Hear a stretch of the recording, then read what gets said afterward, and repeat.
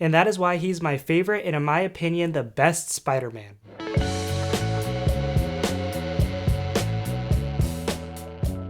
What's up guys, welcome back to Superhero Legacy. My name is Liam and in today's video I'm going to be ranking the 3 live action Spider-Man. I want to preface by saying none of these actors play a bad Spider-Man. I think each one has something special and unique to offer. Each iteration in some way adds a new perspective to Spider-Man and they all equally contribute to both the development and the evolution of this character. There were of course some bad things that didn't work about each of them, but today I'm going to be focusing on the good because this is going to be a positive video. I know this debate is very polarizing and with good reason because all of the Spider-Man are great, but we're just gonna go ahead and get into it. In third place, I'm going with Tom Holland. By far and away, the best thing about Tom Holland's Spider-Man is his youthfulness. Since Tom was so young when given the role of Spider-Man, he didn't have to act like the age of a high schooler because he was the age of a high schooler. Because of this, he was able to naturally and effortlessly bring so much of that young energy and lighthearted innocence to this character.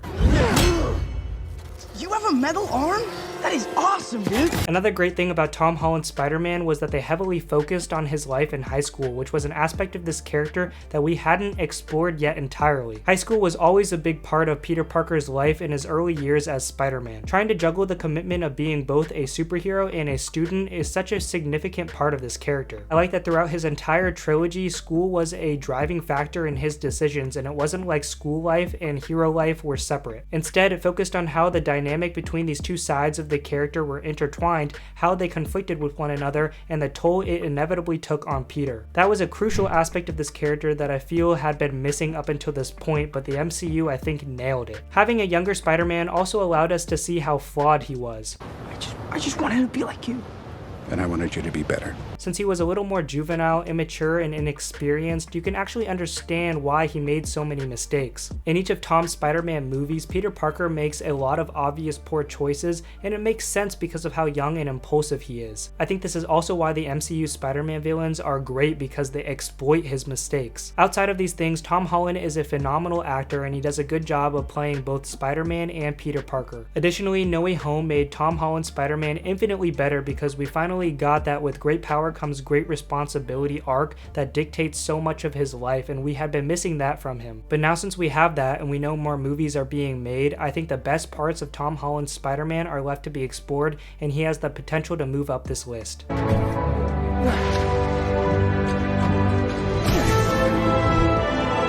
Number 2 is going to be Tobey Maguire. I give a lot of respect to Tobey for paving the way for not only the live action adaptation of Spider-Man, but for the live action adaptation of comic book movies in general. I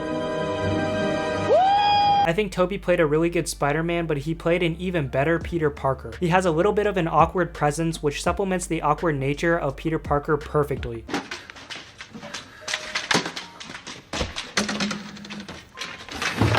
The Raimi trilogy again did a great job on focusing on the difficulty of balancing the life of Peter Parker and the life of Spider-Man, but what I love even more about Tobey Maguire's Spider-Man was that he was given a clear-cut journey for his character throughout all of the movies. The first movie explores the origin of Spider-Man, the decisions that he makes with his newfound powers, and ultimately his choice of becoming a superhero, which all smoothly translates to the sequel in which he discovers the challenge of balancing his two lives and learning the responsibility of his role as Spider-Man and ultimately committing to the life of crime fighting. In the third movie, Peter deals with some of the hardships that come with his decision to be Spider-Man. He suffers tragedy and you see how the pressure of Spider-Man begins to take a toll on him, but ultimately he comes around and does the right thing. It's okay, Flint.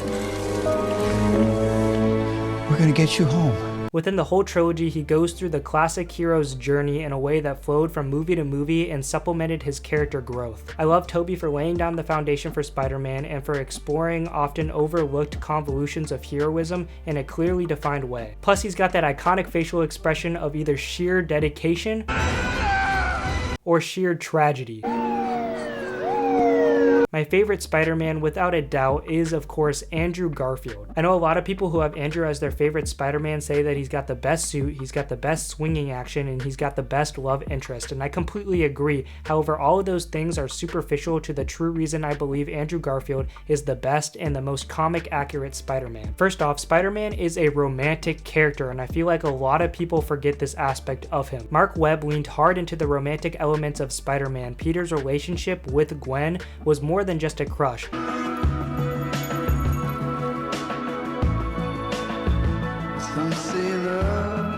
The superb performances by Andrew and Emma felt natural and authentic, and it made Gwen's death hit so much harder. And that brings me to my next point. Peter Parker is the definition. He is the epitome of a hopeless romantic. He knows what he wants, but he can never have it. And this doesn't just apply to his romantic life, but literally everything else. Peter has ambitions. He has things that he wants, but he can never achieve those things because he's always balancing the life of Spider-Man and Peter Parker. This is the curse of Spider-Man. He's a sad character. He's a tragic character. He's broken. He's empty. He's hurt inside. And the Amazing Spider-Man movies show us this unapologetically. No, please. Andrew Garfield also possesses incredible range in his acting. He plays a good nerd with his quirky style. He plays a good Spider-Man with his inventive quips. Hey, my name is Spider-Man. You can call me Webhead. You can call me Amazing. Just don't call me late for dinner. You get it? He can be romantic, he can be emotional, he can be funny, he can be athletic, and he can so effectively show us the agony and the tragedy that this character goes through in such a realistic and tangible way. Andrew himself just has this distinct style about him, and I love it. It fits Spider-Man so well, and there's no other person besides him who could pull it off. The Amazing Spider-Man movies did not hold back, and they showed us a far more romantic, a far more tragic, and a far more comic accurate iteration of Spider-Man, and for me, that's why he's number one.